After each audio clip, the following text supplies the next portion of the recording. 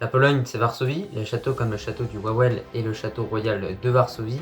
En plus de son histoire chargée, la Pologne possède de beaux paysages avec notamment le Morski Oko qui est un magnifique lac accompagné de montagnes offrant une superbe vue. De plus, il y a également l'association Mer Baltique Forêt qui apporte de la beauté au paysage polonais. La Pologne possède beaucoup de lacs, on en compte 10 000 qui représentent plus d'1 hectare. Cela fait plusieurs années que la Pologne déçoit dans les plusieurs compétitions internationales et continentales qui existent. C'est pour cela qu'on va se poser une question. Est-ce que la Pologne peut surprendre tout le monde dans cette Coupe du Monde 2022 et dévoiler son potentiel? Bonjour à tous, aujourd'hui on va s'intéresser à la Pologne. Chacun a une approche différente vis-à-vis de cette équipe polonaise. De mon côté, écoutez, je la vois comme une équipe capable de grandes choses avec Lewandowski.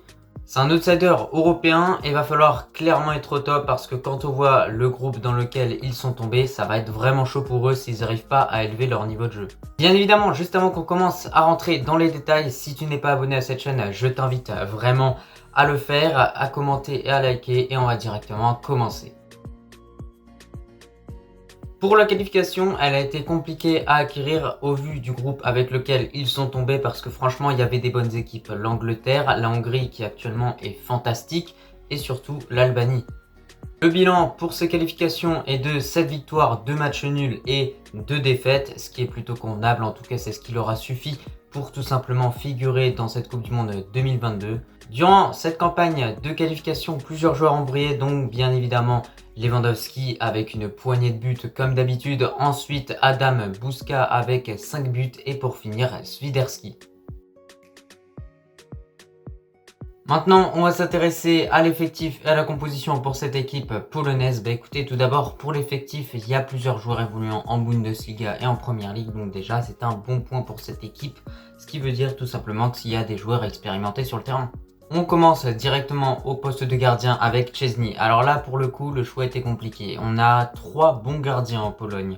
Fabianski, Dragowski et surtout Szczęsny. Donc j'ai décidé de mettre Szczęsny tout simplement parce que c'est tout le temps lui qui est aligné la plupart des fois. Du coup c'est pour ça que je l'ai mis. Il évolue du côté de la Juve, donc il joue toujours à un bon niveau. Fabianski joue peut-être un peu moins avec West Ham et Dragowski est un petit peu jeune, donc peut-être ce sera un petit peu trop ambitieux de le faire débuter une Coupe du Monde. On va directement entamer cette défense au poste de latéral droit avec Mati Cash, joueur évoluant du côté de Aston Villa en Première Ligue. Joueur très intéressant parce qu'il apporte offensivement et défensivement. Et j'ai vu qu'il a marqué quand même quelques buts, que ce soit avec Aston Villa ou avec cette équipe polonaise. Du coup, c'est très intéressant. En tout cas, il est clair que c'est un des joueurs clés dans cette équipe polonaise.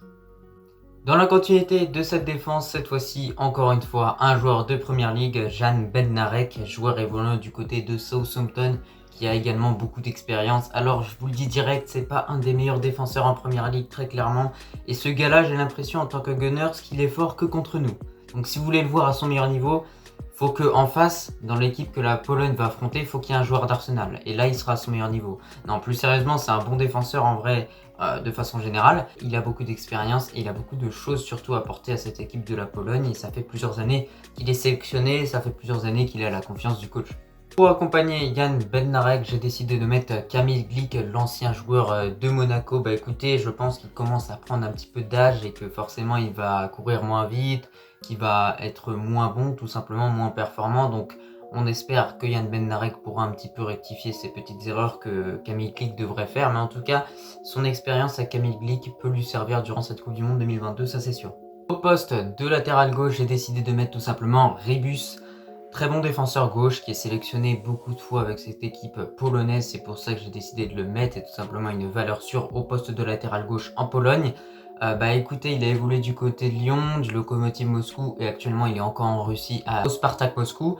Donc voilà, c'est un joueur qui joue un petit peu dans toutes ces eaux-là. Il a beaucoup de choses à apporter à cette équipe et donc c'est pour ça que je décide de le mettre.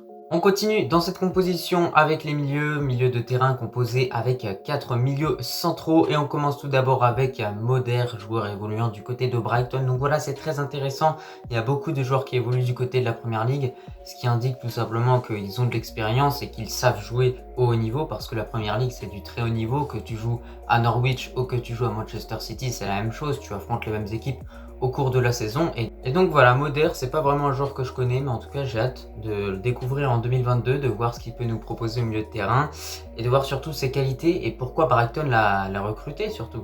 Pour accompagner Moder dans ce milieu de terrain, j'ai décidé de mettre Krychowiak, ancien joueur du PSG, de Séville et de grands clubs européens. Donc déjà, à niveau expérience, il est calé. Mais voilà, on le remarque, dans cette équipe de Pologne, quand même, il y a beaucoup d'expérience. Et ça peut être un argument de qualité pour cette Coupe du Monde 2022 pour faire quelque chose de bien, tout simplement. Maintenant, c'est un joueur qui joue un peu moins haut niveau et qui est redescendu à un niveau plutôt bas. Donc voilà, on va voir ce que ça va donner en 2022, mais en tout cas, il a toujours des choses intéressantes à apporter à la Pologne. On continue avec Goralski, joueur évoluant du côté du VfL Bochum, donc en Bundesliga. Donc encore une fois, un joueur de qualité donc qui sait jouer au football très clairement. Bah écoutez, je vais pas vous en dire plus sur lui, je le connais pas, du coup voilà, on va apprendre à le découvrir en 2022. Mais en tout cas, il a beaucoup de sélections avec cette équipe de la Pologne et c'est pour ça que je l'ai mis titulaire tout simplement. Juste devant les trois milieux centraux, on va retrouver Zielinski, donc joueur évoluant du côté du Napoli en Serie A. Donc voilà, c'est un joueur qui peut apporter beaucoup à cette équipe. Il a réalisé une très bonne saison 2021-2022, statistiquement et surtout collectivement, parce que le Napoli quand même a fait une sacrée saison. Il était vraiment impliqué dans cette course au titre pour le Scudetto. Malheureusement pour eux, ils n'ont pas gagné. Et en sélection, c'est un petit peu la même chose. Zielinski marque, fait des passes décisives et est important pour cette équipe de la Pologne. Après, il y a une grande qualité que Zielinski possède, c'est que je crois bien qu'il a les deux pieds, pied gauche, pied droit, et ça, peu de joueurs l'ont. Maintenant, pour les attaquants, tout d'abord, j'ai décidé d'aligner Milik, donc le joueur de l'OM. Écoutez, très bon joueur quand même, qui a une bonne finition, qui a réussi à marquer les esprits avec sa première saison à l'OM en tout cas. En sélection, il ne marque pas tant que ça, mais ça n'empêche pas que quand même collectivement, il est important, voilà, dans les passes, dans les transmissions, etc. Et son activité sur le terrain est indispensable parce qu'il a un certain rôle de pivot et c'est pour ça que je l'ai mis titulaire. Justement, pour accompagner Milik, j'ai décidé de mettre bien évidemment la grande star de cette équipe polonaise, Lewandowski. Bah écoutez, Lewandowski, il est toujours aussi incroyable avec le Bayern. Maintenant, il va vraisemblablement partir de la Bavière pour aller en Catalogne du côté du FC Barcelone. Bah, ce duo Milik-Lewandowski peut faire mal. Franchement, les deux se connaissent bien. Ça fait longtemps qu'ils évoluent ensemble en sélection. Donc, hâte de voir ce que ça va donner. En tout cas, je pense qu'ils peuvent se livrer de bonnes passes décisives et marquer des buts. Donc, on verra bien ce que ça va donner. Quand on regarde cette composition, c'est pas non plus la composition ultime, le 11 all-time, etc. Non, mais honnêtement, il y a de la qualité dans cette équipe. Il y a des joueurs qui évoluent en Première Ligue, en Serie A, en Bundesliga, et c'est pas rien. Et il n'y a pas toutes les équipes qui ont ça, surtout à la Coupe du Monde. Je vous donne un exemple. En Arabie Saoudite, il n'y a aucun joueur qui évolue dans les 5 grands championnats, dans le 11 titulaire que j'ai aligné. Donc ça vous montre à quel point quand même c'est important d'avoir des joueurs de qualité et que la Pologne en a et qu'ils devront compter sur eux. Pour cette Coupe du Monde 2022, la Pologne est tombée dans un groupe vraiment difficile composé de l'Argentine, du Mexique et de l'Arabie Saoudite. Donc alors pour l'Argentine, c'est vraiment une équipe qui va vraisemblablement finir première du groupe parce que franchement en ce moment ils sont juste en feu. Victoire 3-0 contre l'Italie, ils ont gagné la Copa América et ils sont en confiance. Voilà, même ils fêtent des anniversaires ensemble, on voit sur Instagram avec des posts, etc. Ensuite, pour l'Arabie Saoudite, c'est une équipe qui est vraiment très ambitieuse et qui n'a pas envie de finir dernière du groupe et qui a vraiment envie d'aller chercher cette place de deuxième. Donc on va voir ce que ça va donner pour eux. Pour le Mexique, c'est tout le temps une équipe qui est habituée à aller en huitième de finale, donc ça paraîtrait un petit peu surprenant de les voir quitter la compétition dès les matchs de poule, mais rien n'est impossible pour les Polonais. Et moi, dans ma tête, je sais que rien n'est impossible. Maintenant, on a vu que quand même, ça fait plusieurs années que cette équipe polonaise, vraiment, elle déçoit. Je veux dire, à l'Euro, ils se sont fait sortir dès les poules. Lors de la dernière Coupe du Monde 2018, ils se sont fait sortir dès les poules. C'est décevant. Et peut-être que justement, il va y avoir une réaction durant cette Coupe du Monde 2022, même parce que regardez, ce groupe, il est juste imposant. Argentine, Mexique, Arabie Saoudite. En fait, on a clairement 2 places pour 4 équipes. Donc franchement, ça va être une bataille de fou pour les qualifications et en tout cas surtout je pense qu'il va y avoir une bataille Arabie Saoudite-Pologne pour pas finir dernier du groupe et je pense que vraisemblablement les Polonais quand même pourraient la perdre parce que l'Arabie Saoudite d'Hervé Renard est quand même une sacrée équipe. Donc pour cette équipe de la Pologne, je la vois terminer 3e ou 4e de ce groupe.